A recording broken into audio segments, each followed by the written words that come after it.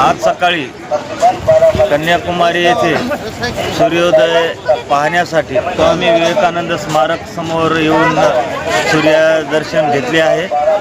सूर्य कसा उगवतो याचंही कौतुकाने सर्वांनी पाहिलेलं आहे. सर्वांनी या सूर्यदर्शनाचा लाभ घेतलेला आहे. आम्ही परभणीवरून जवळपास 48 भक्तांना घेऊन आमची ट्रॅव्हल्स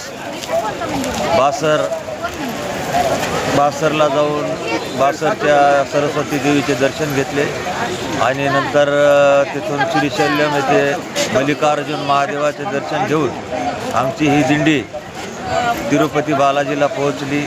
तिरुपती बालाजीचे दर्शन 2 मुक्काम आणि त्यानंतर आम्ही तिरुपती बालाजीवरून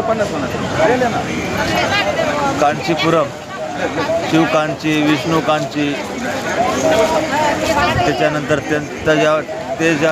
तेजावरम ईश्वरधाम आणि रामेश्वर धामहून आज कन्याकुमारीला आम्ही सुखरूप पोहोचलो. मी कर्नाटकमध्ये प्रवेश करणार आहे. कर्नाटक झाल्यानंतर महाराष्ट्र आणि महाराष्ट्रातील काही तीर्थस्थळाला भेट देऊन आम्ही परत आमच्या गावी परभणी येथे जाणार आहोत. 5 वर्षापासून या दिंडीचं आयोजन आम्ही करतो.